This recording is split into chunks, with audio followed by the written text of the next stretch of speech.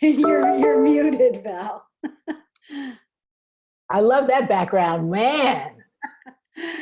Well, I am supposed to be on a cruise right now. I'm sure you are. Which cruise line? We're on Princess. Oh, goodness. We are obviously not on that. Oh, my goodness. You know, my husband and I love Norwegian. Oh, and, yeah. They're about to file bankruptcy. I saw that. Yeah. Hey, John. Hey, John. Nice to see you. And so let me just ask you quickly, Kathy. I have the slide deck. Are you going to be able? Am I going to be able to share the screen or? Yeah, I'll share the screen with you. Absolutely, great.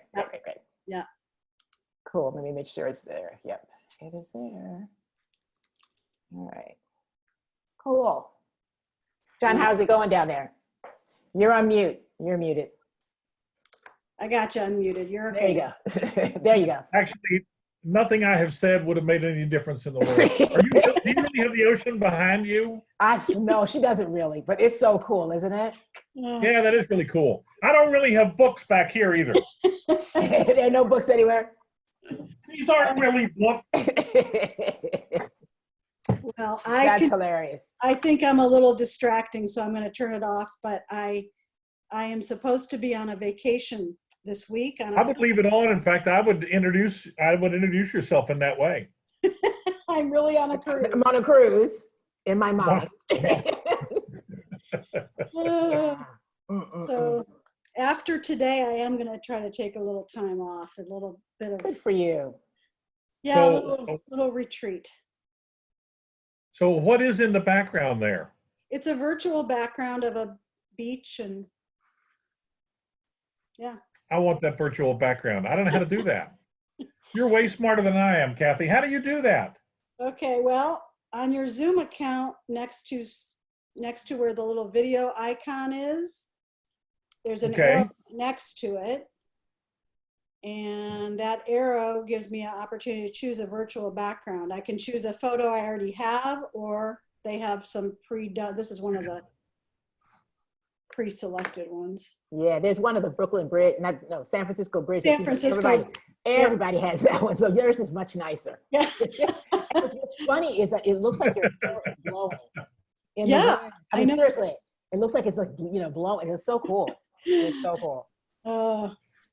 I was supposed to actually start today, was supposed to be my first day, but I'm so sorry. Where were you supposed to be going?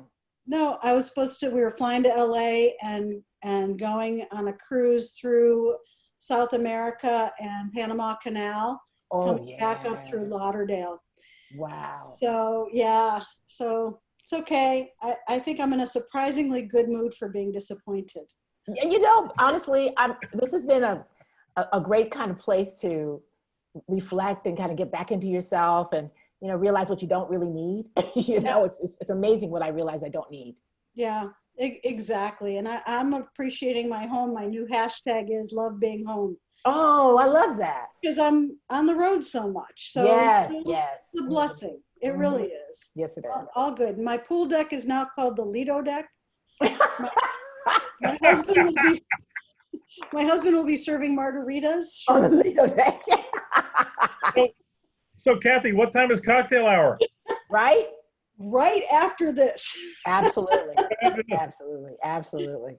Yes, indeed. Poor woman. Let's see. So Michael's going to come on too, right? Yes. And yes. What do you need from me other than I'll make sure you get the screen share? I can certainly monitor chat if you'd like me to. I can do that as long as I have control of it. What we had talked about was I'm going to start, I'm just going to do an overview kind of thing, get some theory stuff in place, hand it off to John, who's going to talk about his own experience doing this, put the theory in there, hand it off to, then I'll bring back in Michael. He's going to do his theory thing.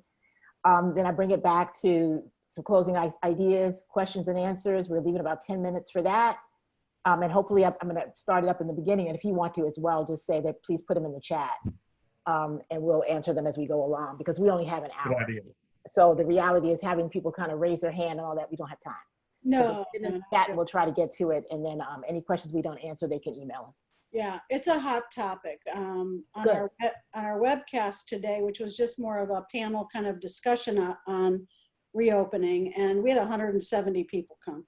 Wow. Yeah, it's a hot topic. Cool. So, so that's good, really. People are really just wondering. Yeah. I think they're out of the panic mode, but they're in the, what are you talking about? Yeah, What do you mean we have to reopen? What are you, crazy? Yeah. Yeah, all good. Okay, I don't see Michael yet. Let's see, he has my he can always text me if he can't get in, but. And I've been just going back and forth with him, so I'm sure he. Okay, no worries. Well, I do get a little worried because he is so busy. I know. Down there that, he Probably really does have waves and palm trees in the background. Oh, absolutely he does, as well as crazy and wild politicians, and he's got some stories. Boy, yeah, he does have some stories. He's great. You guys make a great team. It's hilarious. I've learned a lot from these guys. It's been fun. We kind of gravitated toward each other. Yes, we do. Yes, we But do. I got to tell you, Kathy, Val is the brains of the operation. Not at all. Not at all. And you're the sergeant or the commander? Yeah. I'm the drill sergeant. Up, 2, 3, Yeah, 4. let's get it going. Let's get it going. So how many years do you think, because John, you have about 30 years in this business? Of this, doing Montessori stuff? Just 20. Leadership, school leadership. Leadership 22? experience? I took my first formal training in leadership in 1965. Okay, well, I'm only giving you 30 years. What I'm trying to say is that collectively we have almost 100 years of leadership experience. Oh, there's Michael. Yeah, there's Michael. Good, okay, so I'm never mind about the 1960s. These people weren't born yet. Right. No, hang on. Well, the correct answer to the question is 55 years. Okay, I'm asking Michael. John is crazy. Michael. But Michael, I hope you're doing well. I'm getting there. Hectic. You're getting there? I tell you. I love your backdrop, Kathy. Isn't that amazing? Shoot, we always like. Isn't that great? But I asked John. I said, John, how many years do you have in leadership? And he was trying to tell me 1960. I was like, look. I'm just trying to say that we have almost 100 years between the three of us, and you're born in the 1960s. Hey, team, how are you? That's right. I just got here yesterday, so count me. Just got there yesterday. I just got here yesterday. So Tanya, it's good to see you. It is great to see you, Val, Michael, lovely Kathy. Hi, John. I'm Tanya Reiskin. Nice to meet you. Aww. I think we were on a Zoom together before, but there were like 20 or 30 people. So Yeah. I didn't stop everything going on to say, hi, Tanya, but now we can do it. Yeah. So are we cheering? Michael, did you get your PPP? yes, I did. Oh, hooray! So did we. We did too. Congratulations. Yeah, that's awesome. Don't get me wrong, guys. All that money goes to the head of school, right? Absolutely. Yes. Yeah. Okay. Absolutely. Oh, no, Your retirement fund. it goes to me. Corporate bonuses. John, did you get something too? Yeah, I got it, Awesome. oh gosh, I don't know, weeks ago. A long time ago. Awesome. Yep. It was dicey here because we actually got ours out of the States because the local banks didn't pull the trigger in time. Oh my The local goodness. banks got the second tranche. I didn't get it from either one of the banks that we deal with, but there's a bank that has its headquarters in Camden, and I know the guy who owns the bank, but I wouldn't call him my friend. But we went to them. It's the smaller banks that were able to jump on it more easily. One of the banks we deal with is Wells Fargo, and they went. Yeah, no, thank you.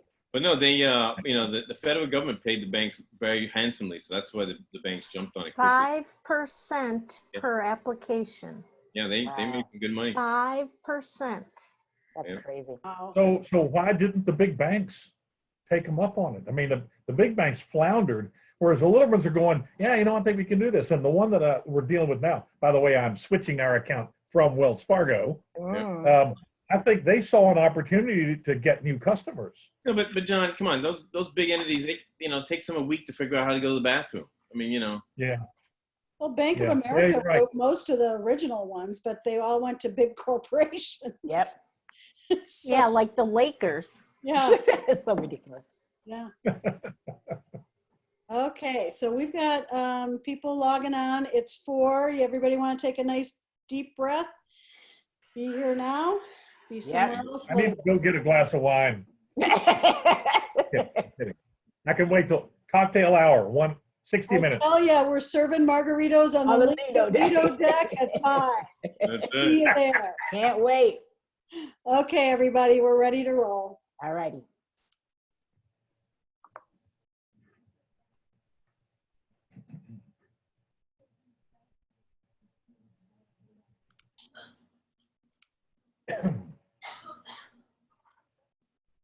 Hello, welcome everyone.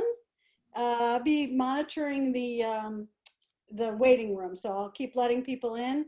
Just so you know, I lock the meeting 10 minutes after we start, so we can help prevent any of the craziness that happens in some of these meetings. So welcome on behalf of the Montessori Foundation and the International Montessori Council. I'm happy to turn this particular meeting over to my friends and colleagues, Michael Bornn, John Moncure, and Valaida Weiss. And I think, Val, you're going to do the opening and get everybody started. Is that right? I certainly will. I'm sharing my screen now. Hopefully everybody can see it. Yeah. Awesome. Okay, great. Well, first, let me just say thanks, Kathy, for the introduction. And I honestly have to say that I have the best little team possible in John Moncure and Michael Bornn. They are just fantastic. And between the three of us, you have almost 100 years. Now, actually, John by himself has 100 years, but we decided to take some of those away from him just because it wasn't fair. But at any rate, you've got a lot of, I think, some real experience here. And we've been through hurricanes, tornadoes, floods, fires, 9/11, but none of us have actually been through something like COVID-19. So this is really an important step that we need to take and to talk about today. So, all right, let me just get started. Just an overview of the agenda. We'll start with an overview that's kind of theoretical and talk about what's ahead and some reentry scenarios. We'll talk about what's needed from leaders. And then we'll really get down into the meat of it because John and Michael will actually talk about how they're planning as 2 veteran leaders. We'll save about 10 minutes at the end for questions. So what I'd love for you to do, because there are too many people for us to call on people individually, but if you would put any of your questions in the chat, I promise that we'll get to as many as we can, and the ones we can't get to, we'll make sure that you have information when we record this and put it up on, right, Kathy? We can put answers to in a file somewhere. That's correct. You can do that. Mm-hmm. Excellent. All right. So let me just start by saying this. I happen to be attached to Johns Hopkins University, and I get an opportunity to talk to some of the medical folks who are there, especially with, there's one woman in particular whose name is Mary Wright, who is with NIH. She's also attached to Dr. Fauci. And one of the things we did was we looked at the research around what's ahead. And the hospitals have an interesting model that an organization called Instructional Partners has used for schools now. And it kind of gives us an idea of where we are and where we're going to be going in the next 2 to 5 years. Many people believe that next year we're just going to reopen and things will be like normal. The reality is we probably won't get to new normal for another 3 to 5 years. And this is why we think it's going to be that case. Right now, we're in chapter 1. And chapter 1 is the crisis. It began with the sudden outbreak of this novel coronavirus. But it will end when, as Dr. Mary Wright says, when we're through the crunch on the healthcare system and have widespread testing in place. That's the only time we'll know that the crisis has ended. But we're in the crisis right now. That's this first chapter.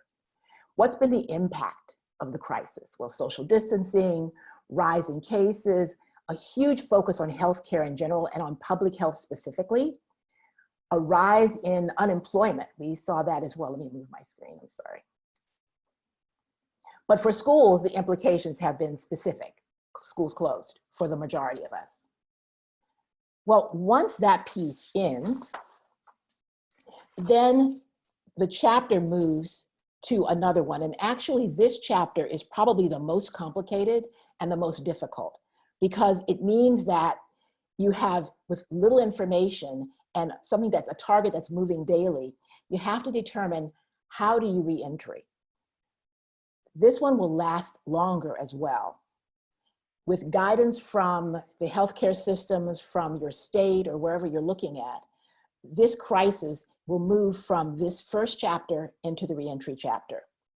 And that begins the moment we start to re-engage, and it ends when we have a vaccine or herd immunity.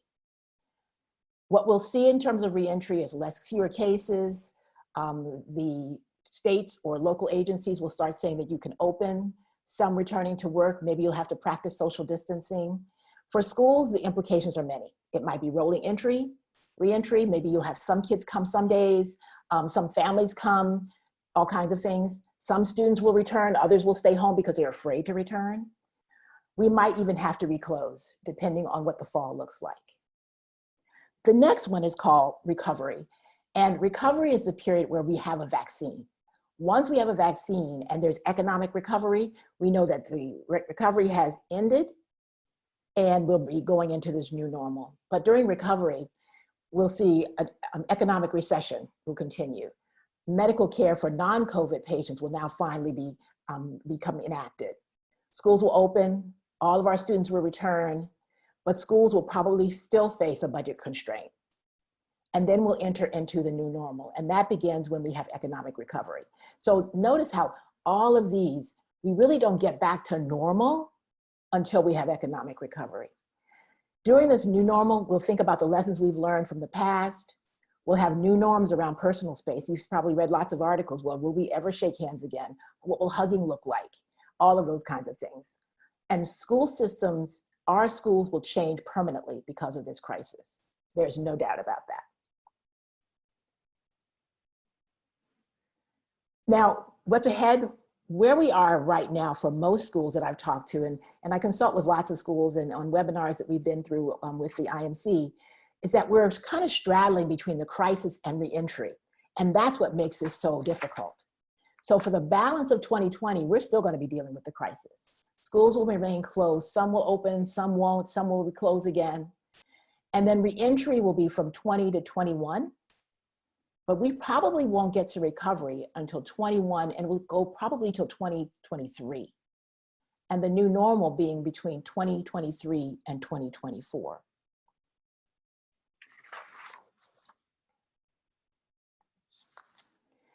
With all of this kind of in the back of your mind, one of the things we have to think about are what are those scenarios for reentry? And while the four we have on the screen now are not all the exhaustive kinds of scenarios that might exist, these do represent a sample of what will probably happen from the most restrictive to the least restrictive. Scenario one is where most students are present in school. It's most like what we've been doing normally. It's most like the normal school we all think about. But there will still be a lot of change. Maybe there'll be masks or PPE or all kinds of things like that. Maybe testing at the door, maybe a social distancing where the tables have to be even farther apart. Scenario two might be where we have most people are in person, but only for a third of the time. And when we look at countries outside of the United States, that's what they're doing. They're doing a grade level at a time or family units, but it's a shift almost, a shift between sometimes you're there and sometimes you're not. Scenario three is half are present in person and half are virtual. So you're continuing that distance learning. And again, it's a shift between some people are there and some people aren't. And then scenario four finally is when everybody is home again for 2 weeks or 2 months. And this is basically going back to crisis.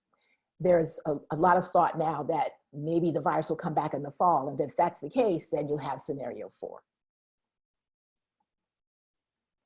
Now, we're going to be talking a lot about this in depth, but when it comes to reentry, there are practical steps you need to be thinking about. And John is going to really be going in depth into this particular one.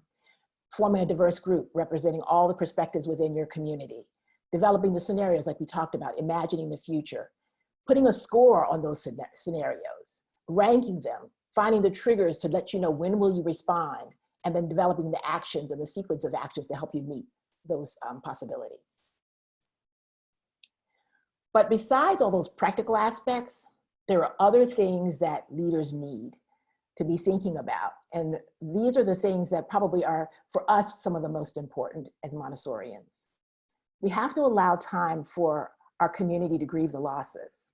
I know as no longer a community leader, but I'm in and out of schools all the time. I evaluate schools, I support schools, especially when it comes to diversity, equity, inclusion, and for some other things. But I'm gonna miss the graduation celebrations, moving up from primary to lower L, from lower L to upper L, all of the things that we do to celebrate the changes.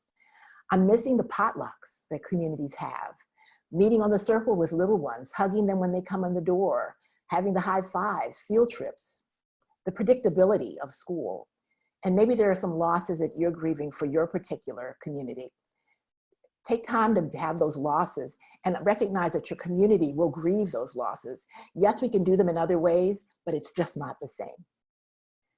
Then also think about the new roles that might happen in this new COVID world.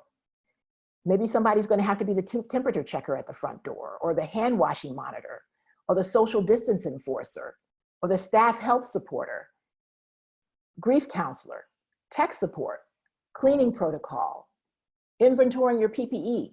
All of those things are going to be the change for the future that we have to think about. But the big stuff, the stuff that's mission specific, all of those are going to be the same. We came into this work because we wanted to prepare students for a future. And we always say that, I know many of us use a quote from Margaret Mead, that you're preparing for a future that you haven't even seen yet. We've always done that. Well, now this is a seriously uncertain future. But we want to make sure that our students thrive.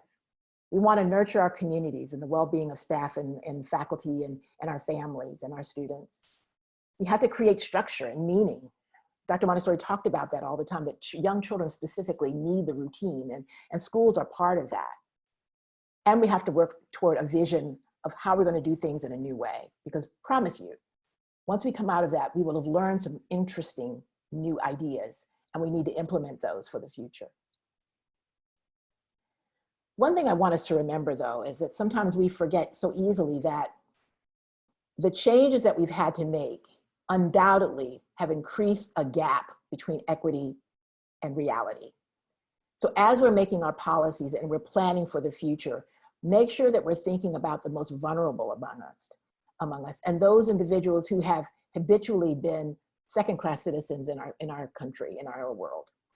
How are we making sure that we're closing that gap and not widening it, and just keeping that in mind? Now I want to leave it over to, please, our two veterans, John and Michael. I will share the screen just a little bit longer unless Mike needs me to, unless John needs me to not, but John, I'm going to put up this slide for you because it's kind of what you talk about when you think about how you start thinking about the re-entry process.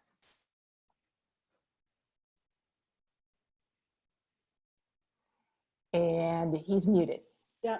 There he goes, Mike. There you go, you got it, John.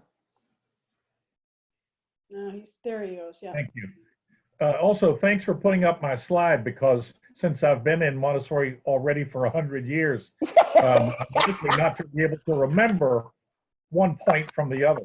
And also want to thank the rest of you for being here, because I've discovered that after being asked to work on this project, I've actually learned a great deal, because I had to figure out what I was going to say next.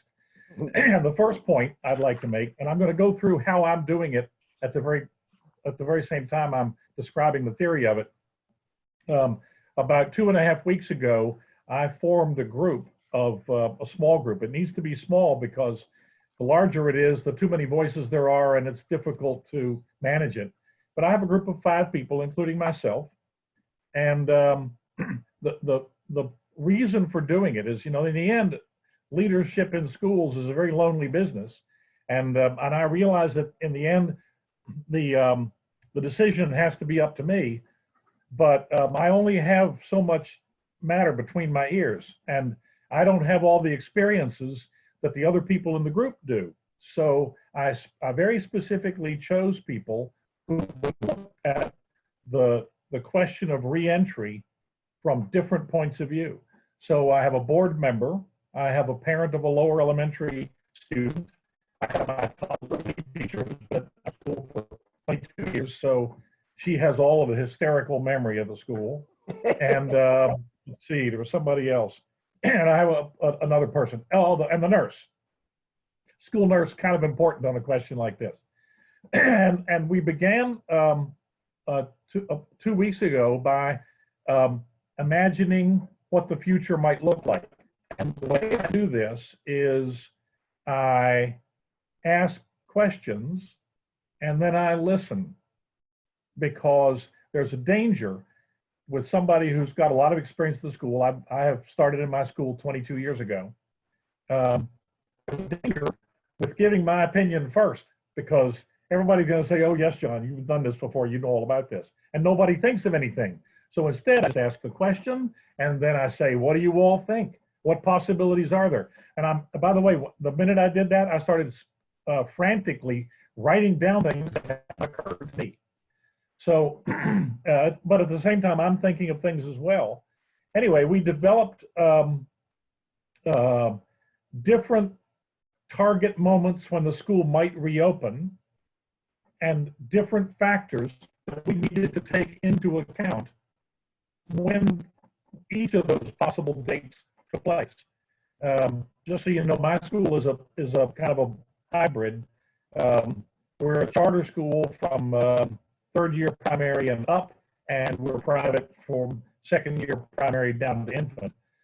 So I have two completely different sets of issues, and so we have to think of all of our questions and all of our answers in both things, not just when the governor tells us to reopen, but also how do we reopen when we decide to for the younger group.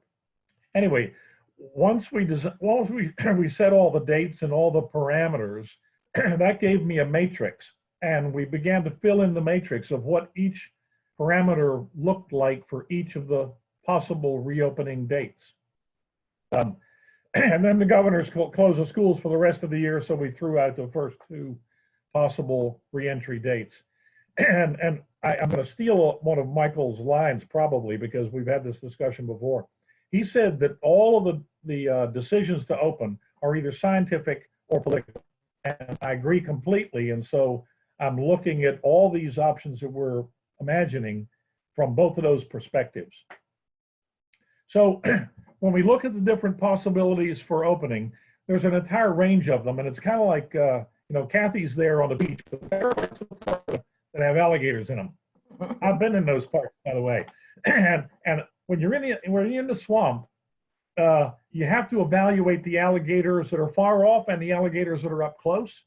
And some of them are big and some of them are little. And so you have to evaluate the danger to you from all those alligators. And then you have to make a decision about how you're going to do it.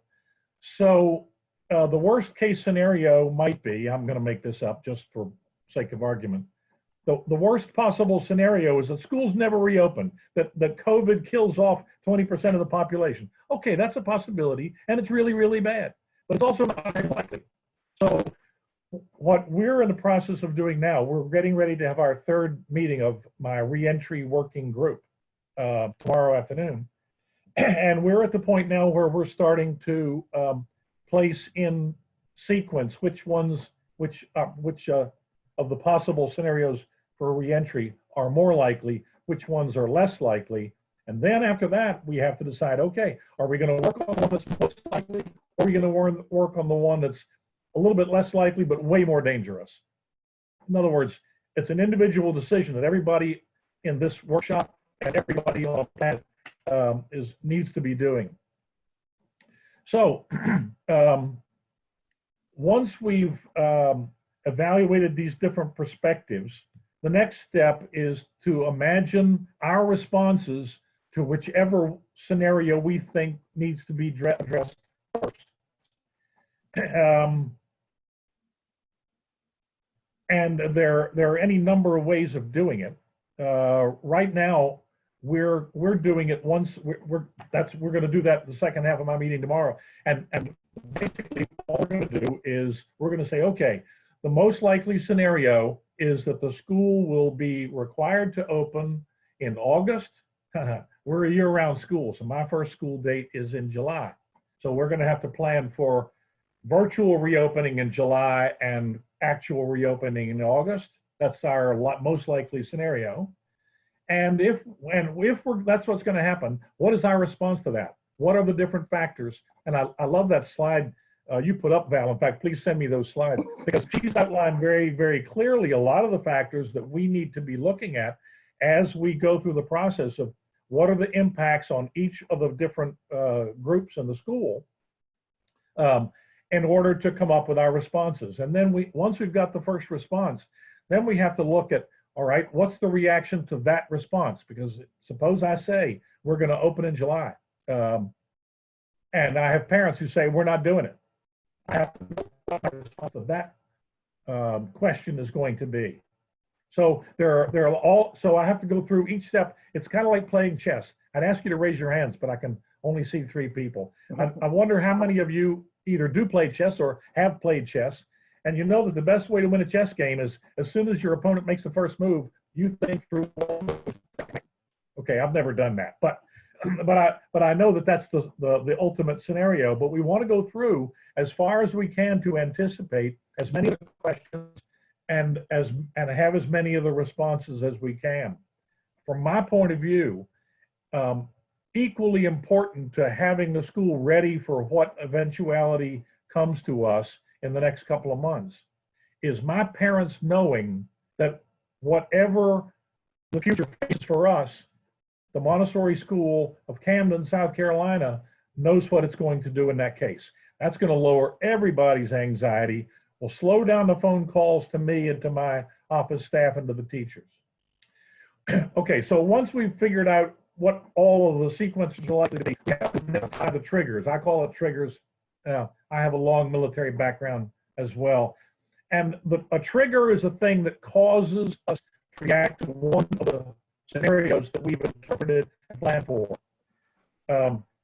In my case, for instance, the simplest example is the governor of South Carolina says the public schools will open in August. Okay, that's a trigger. And I don't know what date he's going to say it, but when he says it, by the time that happens, we will have planned, all right, here's step 1, step 2, step 3. Once we're in that situation, once we've got the trigger laid out, the next step is to determine what sequence of events we are going to roll out, and they need to be planned. And I like to use a sequential planning method that allows for both parallel and series of planning steps. Once all those things are laid out, then when the trigger happens, all you have to do is push the button and lay it out. That layout needs to include who's going to do what, in what sequence are they going to do it. Okay, I think that's all I have. Val, I'll pass it back to you. Oh, excellent. Okay, then next up is John. John? No, next up's Michael. Oh, Michael, sorry. I'm done. Michael, John. Yep, I know. Sorry about that. Michael, please forgive me. And Michael may be muted, so we're going to double check that, Michael. Okay. Yep, there I am. I'm okay. All Okay. set now? There you go. Yeah. Can you see it, Michael? Yes. Cool. All set. Okay, good afternoon, everyone, and thanks for joining us. And the first thing I want to say, first of all, both Val and John have added terrific points, and I'll skip over those because they've added a lot of content there. But we're in uncharted waters, and this is clearly no area where I'm right, you're wrong. There's a right way to do this, there's a wrong way to do this. The joy of this is the interaction, the collaboration, to come up with methods. And I have to start off by saying, you know, we're a growth mindset school, so we like change. So this is a little sadistic on the change side, but one of the foundations of growth mindset is not having the fear of failure. So as you go forward, don't let perfection be the inhibitor of progress. We're going to make a lot of mistakes going forward. I make a lot of mistakes every day, but keep at it. And as they said, you fail all the way to success. So hopefully you'll hear a lot of different ideas today and more ideas as you go forward. And you have to figure out the other big point is how it works for your school. What works for our school here in the Virgin Islands may have no bearing whatsoever of what you need to do in your school, but hopefully gives you a reference point. So on the screen, you have a document that we created, and we've been vetting it, quite honestly, You know, we're International Academy, and we have the pleasure of interacting with schools and institutions all around the world. And so this process was developed by quite a collaboration. And similar to how John has his group, one of the things I have instituted with our group, one, it's a little larger, and also I am protecting the participants from the knowledge of who the participants are per se, other than categories, because I want the frank and open discussion from the people that are contributing to me. I don't want to have a government official have to, you know, kind of tell me the truth because he or she's scared for her career, or the scientists go out on the limb and say something. I want that open and frank discussion. And my commitment to them is that I'm not going to, you know, quote them in any scenario without their permission in the process. So the dialogue has been very blatant, very open, and it's worked well for us. From the get-go, I've always said, you know, the driving force is a science. And here again, the science of the coronavirus is different from state to state, county to county. And fortunately or unfortunately, our little scenario here is quite good. We have no new cases in the last 10 days, and our overall infection rate has been very low. But that doesn't mean if you're in New York City, it applies to you. So you have to follow the overall science of it, as well as the specificity to your location. And as we've tracked this thing since the March, we quite honestly on this bulletin, but by the way, I'm not going to go through all the 16 points, so don't worry with that. But on item 1, we actually feel the science is behind us right now to open. We don't have many cases. Testing is here. And one of the things, by the way, I did is, you see item 3 is testing available. We went out and did the proactive thing, and we purchased testing ourselves and teamed up with one of our parents who is a medical staff to make testing available to our staff, families, and parents, so that, and kids, so that took one of the things off the punch list immediately. So we knew what the environment was here at our school as well as beyond. So, you know, if you're in that position, it certainly levels, but and also the VI government, thank God, is caught up on the testing as well. So we're looking pretty good on 1 and 3. But as Val knows, you know, last week, our board had decided, given this punch list, to move ahead to try and reopen using the Danish model, where some kids came back, not all kids. And we were diligently working towards that. But then the governor of the Virgin Islands said, no, you're not. And so that's the end of that conversation. So all these various items on our list have to line up. But hopefully the government will come around, and literally as we speak here, we're working towards being prepared to open in what I call, you know, it's going to be a hybrid model. It is not, as I keep telling everybody, it's not like we're going to announce schools open and 300 kids are going to come to school the following day. That's not happening at all. It's going to be a staged opening. As I said, that for the second time, we've been watching very closely and interacting very closely with Denmark to see how they're doing it. And we're using that as a method. And ironically, we're more focused on the Montessori younger kids who are having a hard time with distance learning than the older students who have gravitated to distance learning quite well. So we're hoping that the first window on our punch list, where the begging issue right now is the governor saying we can do it, and we're meeting with him this evening. And as soon as we get that approval, we will go through. Many of the items on this list come from, as I said, not just national, but international thinking of, you know, wearing face masks, the social distancing, all those things, you know, should be normal, and that should be commonality amongst everything that going forward. But once again, I'm not here to tell you we have it right and you don't. I'm just telling you what we're doing here and how we're interpreting it. One of the biggest hurdles I find right now is the number 5, are the parents and staff mentally prepared to return. You have a lot of disparity there, where some parents are like, you joking? I'm dropping my kid off in 5 minutes. I'll see you later. And others are, you must be joking. You know, there's no way I'm coming out of my cave. And you have all combinations of that, which is interesting. And you know, that mental and intangible aspect you really have to think through, because as one of the other interactions I had with whomever, I can't keep it straight, you know, our schools are built on trust, on confidence, on leadership. And if your parents don't buy in and your students don't buy in your leadership, and they don't trust you, and they're skeptical of your decisions, you're in serious trouble. So you really have to be very transparent, your decision process, and explain everything a million times to people, because I gotta say, for my community, people are scared. There's, you know, they don't know what the future lies, what lies ahead in the future. They're facing economic scenarios, and they're looking for some sense of normalcy. And this environment, quite honestly, there's no such thing as normalcy anymore. And so you have to be the bearer of bad news, and walk people through the scenario that things will change. The concept of school being the same as February 1st, 2020, again, will never happen.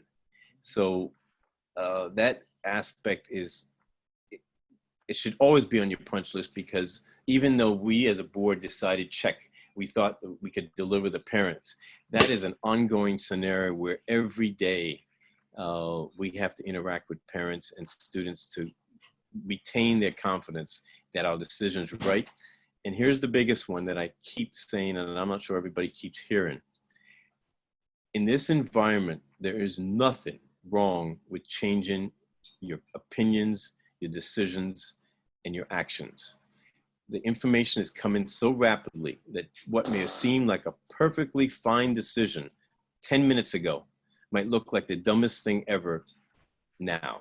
And don't, you know, get off your horse and get out of the pride of, oh, well, I said, and this has to be. No, if you made a decision, feel free. I made a mistake, things changed, and modify your plan. It is critically important to respond to the reality and not be set on some dogma that my philosophy says this, this, and this, and we're going to have to do this. All those things are history. What's a little different for us, which I emphasize here, is, you know, normally as running ahead as a school, I always say student learning comes first. Well, since COVID, that had to take a back seat to safety. And that's a little different for a lot of us, right? I mean, they pay us to do what? To educate kids. And right now, no, they're not doing that. They're paying us to keep kids safe. And so we have to reconcile those differences. And that goes back to one of the points, you know, down, I think number 15, will school be able to execute student learning in an efficient manner? Believe it or not, you got to look at that, because maybe, for instance, once again, in our high school, our distance learning program is going so well. For me to bring them back to school would not achieve academic excellence. Right now, we're doing better in this scenario for this period of time as a distance learning school than trying to say, come back to school and have the anxiety of the interaction of COVID.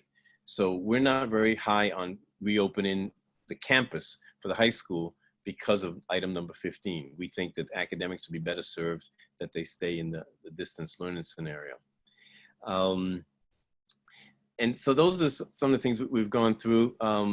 As I said, you know, spend a lot of time listening, more time listening than, you know, than preaching, for two reasons. One, given that everybody's so anxiety prone and scared, they sometimes just need to vent. You know, they just need to vent, and you need to sit there and listen, even though you heard the same thing 20 times from 20 different people. Give them their moment. Let them exhale. And you learn a lot when you hear people talk. And I've been spending my whole time since March, whenever, you know, interacting with people from around the world to see how they do it and whether it's worked or not. And I can tell you, you know, I guess one of the big things is I just want to say, no matter what we discuss here today, and I do want to leave a lot of time for questions, I will guarantee you the decisions you make today will change between now and August. You know, right now in the Virgin Islands, we're in this sweet spot where we have no cases. However, we're a tourist destination, and we're scared I guess that's the right word, or we're anxiety prone for the fall, September, October, November, when tourists will start coming back to the islands. And we'll have 2 million people come to the Virgin Islands with a population of 100,000 people. And that becomes our big lightning rod. So I'm actually feeling pretty good about where I sit now, but boy, I don't know where I'm going to sit in September, October, November. So those are the things that are going through my thinking. I'm glad to say a lot of these things on this list have been checked off, yes, and able, and they're willing. But once again, the parent-student mental outlook and staff outlook, very important. I'm glad to say we feel pretty good about the science and the testing here in the Virgin Islands, but that may not apply to you. And then, you know, hopefully we can align ourselves with the government of the Virgin Islands. Val, I leave it to you. Okay, well, Michael, before you go, you talked to me a little bit about the part empathy plays. Yes. And I would love for you to kind of talk about that. Yes, and it goes back to that point 5 of, you know, it's one thing, and it's amazing how things line up. This year, you know, every year, like many schools, we had a theme word for the year, and this year was empathy. And that was created because, you know, we just went through these 2 massive hurricanes 2 years ago. And empathy was thought because we felt that we needed to emphasize, it's one thing to know what you're thinking. That's neat and dandy, and presumably you know what you're thinking. But it's critically important that you know what the other person is thinking. What's the other person's perspective? And it was true in the recovery for the hurricanes, where you had to presume or understand from that person whether they had a house. Maybe you have a house, but maybe they didn't. And now it's one thing for me to have a comfort level. And as I said to these things, I feel good about testing. I feel good about the science and these various things. But my opinion is not nearly as important as understanding what others that I interact with, others in the community think. And so you got to really take a lot of effort to step outside of your body and get in somebody else's shoes and understand, you know, what are they thinking? What are their anxieties? You know, do they have a grandmother at home that has no immune system, that is livid at the concept of the possibility of, you know, my granddaughter going to school or whatever? You know, you've got to understand these aspects before you start issuing edicts. And I guess I'd put a comment to that, Val, and say, this is no time for edicts. This is time for consensus building. This is time for making everything volunteer. This is time for going that extra mile to say, hey, okay, everybody else is doing it this way, but you know what? For you, we can do it that way, because you want them to have a high confident level. And I got to tell you, once again, just speaking for us in the Virgin Islands and here at our school, you know, confidence is not a big strong point right now. Everybody's questioning everything, and you got to be very cognizant of that. Excellent. Thank you so much, Michael. John, when you and I talk, and when you, Michael, and I talk, one of the things that I was so impressed with is how you almost make a dichotomous cue, how you map out your thoughts. Can you talk a little bit more about that? Well, I'm not sure I have an exact science of this, but yeah, you do. Yeah, you do. Stop it. You do.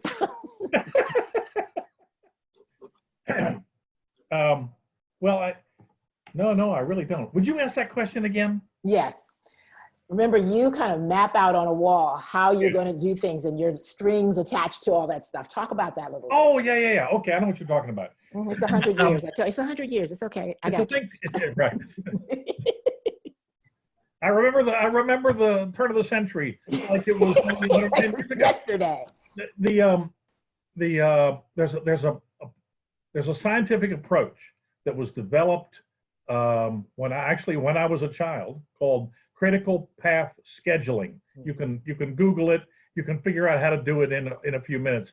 Basically, it's a mechanical method of arranging all the actions that need to take place once the trigger has happened, that will allow you to get to the end point in the most efficient time possible. That's a word description of it. Maybe I could share a picture of it. I don't know how to do that at this point. But We'll put it in a file for them. okay, we'll put it in the file form. Sometimes there's one thing that has to happen first, and nothing else can happen until that first thing happens. And that first thing, don't need to make up any particular thing, just thing A can take 3 days, but nothing else can happen until that. But once that first thing is finished, then 3 people can be going 3 different directions, doing 3 different things, and they all take different lengths of time. Anyway, with a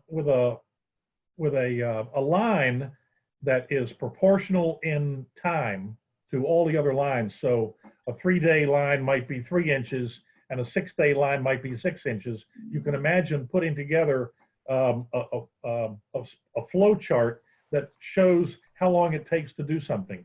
And in fact, we used this method when I was in the Army, and we always referred to the long pole in the tent. I don't know if anybody's ever heard that expression before. Mm-hmm. Anybody who ever was in the Army knows that expression. Basically, it means we used to build these great big tents, okay? The GP medium could hold 16 cots or something. And you had a GP large and a general purpose. That's the name of the tent. And a GP medium had 2 big long poles and about 16 short poles. Didn't matter how many short poles you put up. The long pole in the tent was the one that put the tent up. And that's sort of the expression that I like to think of when I think of what is the shortest path and what's the most important path. And you can follow those and you put them side by side. I encourage you to Google critical path scheduling. Did that answer the question, Val? Nicely done. Thank you very much. And well within time, too. All right. So thank you, Michael, and thank you, John, for both talking about your personal experiences and how it relates to the theory behind how you get to recovery, how do you get to this reentry. But I think the takeaway for all of us is, what can you as a leader do now? I think you heard it both from John and Michael. I know you heard it from me as well. Take care of people. I think John said it so well in the beginning, and Michael said it so well, basically kind of doing the coda at the end, that you got to take care of your community in order for them to be there when you go into reentry. If you're doing distance learning, do that the best you possibly can. Stay connected to your community. And you're beginning to build habits now that you will use in the future. Document those habits. The things that you're doing on the fly may be so innovative that you almost don't even recognize how innovative it is. Write it down. Plan your scenarios. Go through the questions. Use Michael's questions. Use John's questions. But do the emotional work first. Make sure you help your staff and faculty and family and communities understand what they've lost, but understand also what they're going to gain as you move through this new time. Reflect on what's worked. Reflect on what hasn't worked. But at the end of the day, you have to take care of yourself. Because if you're not there, we talk about moms all the time. If the mom isn't healthy and ready, she can't help in the household. She can't help her kids. If a father isn't ready and isn't healthy, he can't help his kids. Well, it's the same with a school leader. You have done yeoman duty so far. You have done an incredible amount of work. You've been creative. You've been thoughtful. You're exhausted. You've been innovative. And there's going to be more asked from you, because these are crazy, wild times. So you got to take care of yourself. All right. So this is a good time now for some questions. We have a few minutes for that. And I'm going to stop sharing the screen. And it looks like we have a couple of questions in the chat, maybe. Well, Val, I'll tell you the most pressing question everyone wants is, will you share your slide deck? Of course. Yeah. That's part of what we do. Yeah, this is a really beautiful working template. And as you said, everyone has stretched and working hard and overworked. And I know all of you are too in doing this. And I so appreciate your time in putting this together and sharing it with everyone. But they don't want to have to reinvent the wheel. And you've done a beautiful job of presenting them with a template, all of us, with a template on how to move forward. So. Oh, absolutely. It's our pleasure to do that. This was a collaborative effort between the two guys and myself, and I've learned a lot in the process and have enjoyed doing it. The thing also that I want you to think about is that some other people, I talked about it in terms of chapters, but there are others who think about it in terms of jobs to be done. That one job was responding to the crisis, one job is recovering from the crisis, and then the last job is reinventing. Montessori schools have been really good at reinventing themselves. When we're down and we're out, we can reinvent ourselves. So this is an opportunity for us to demonstrate to the world and to ourselves exactly where that comes from. And that comes from the fact that we see opportunities. We don't see deficits. We look at children as opportunities. We look at ourselves and our families with opportunities. So reinvent yourself for 2020. Use all the things. Don't look at this as a devastation. Look at this as an opportunity. And it's really hard right now. But I really want Michael to talk about this a little bit, because he came back from hurricanes where the whole island was basically wiped out. Can you talk about that for a couple minutes? Well, actually, Val, I clearly want to expand that, because, you know, we talked about a lot where we're going, what the process is, and the process is very important. One of the things that just a little tidbit, a lot of parents, once again, in seeking stability, are trying to push me for a date to do something. I said, it's not about the date, it's the process. But at the end of the process, what you're trying to achieve is create a new economic model. I'll emphasize that again. A new education model, because there should be no desire, no preconceived notion that we're trying to get back to where we were. That is not happening. Right? And to your point, Val, we have to, you know, modify and adapt. And as I think you heard when we first started with these interactions, how I was talking about my experience with the hurricanes, is that, you know, never waste the opportunity of a crisis. You can do things in a crisis that you could never do otherwise. And you have to do it so that you come out after these crises better place than you went in. And I know at times right now many people are just in survival mode, how to figure out how to survive. But you can't just leave it there, because if you think you're going to come back and survive and be a viable school doing the same thing that you were doing on August 1st as you were doing March 1st, I got news for you. You may not have died because of COVID, but you're going to die because of competition, because the other schools are going to absolutely to improve. You know, so as I said, you're going to have your Montessori quote method.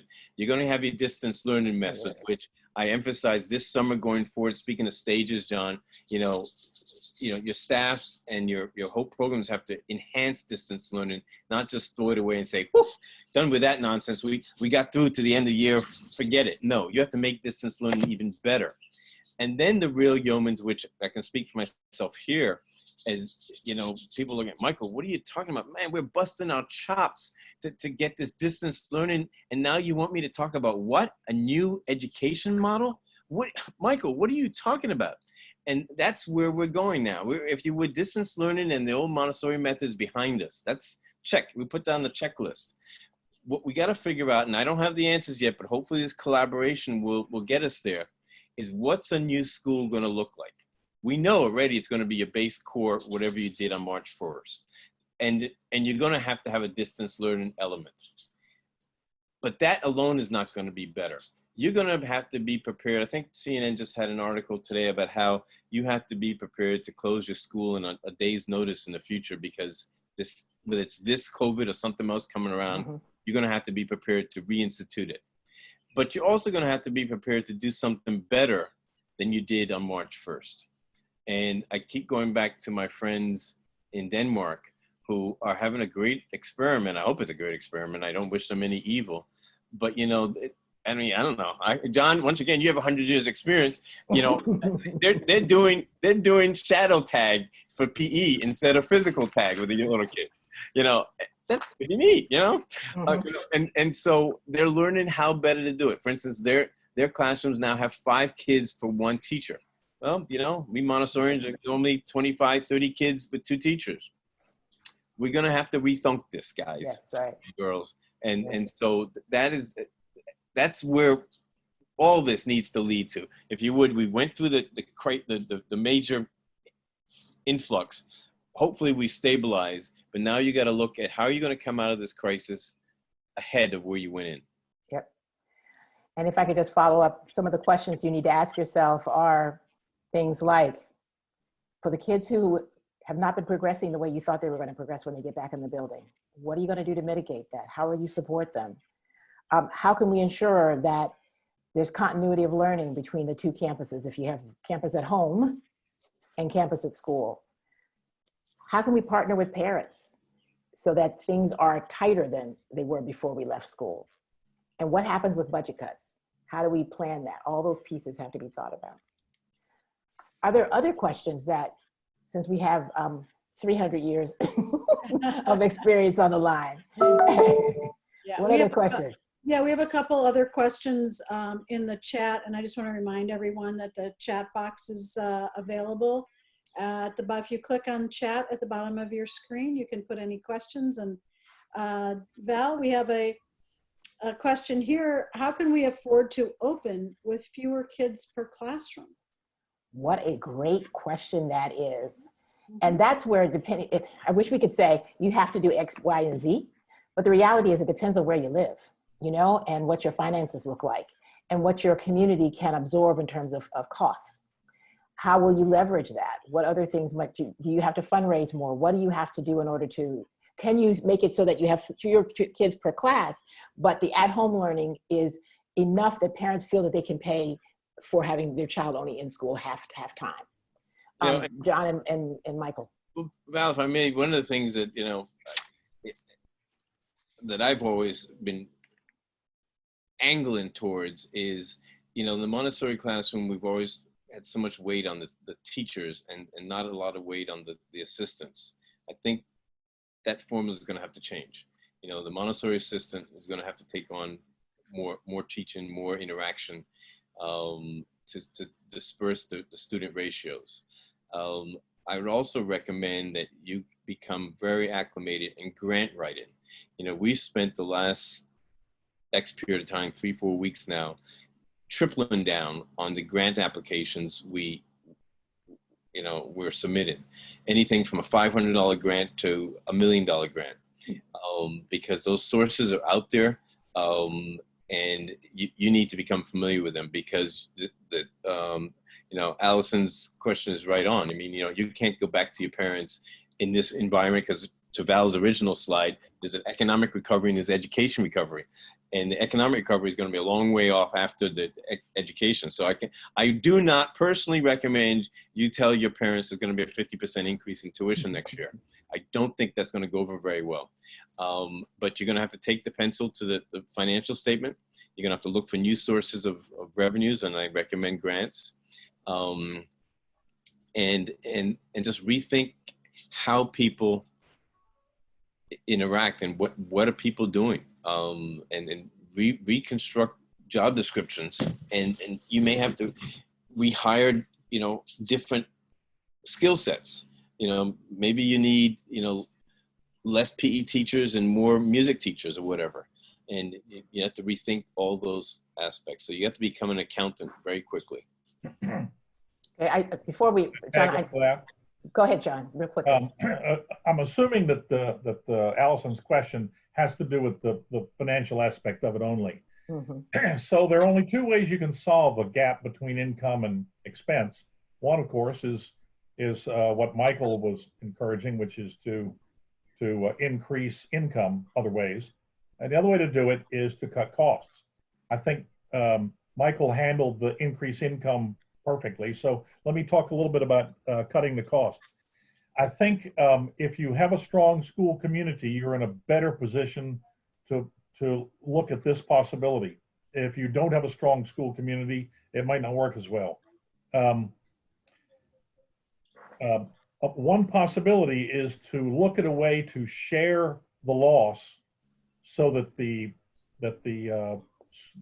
school owners, if it's privately owned, or the faculty as a general rule, as a whole, if it's not owned, if the main focus is to keep the children in the school and to keep the school going, then there's a reason for the faculty to be willing to take a pay cut.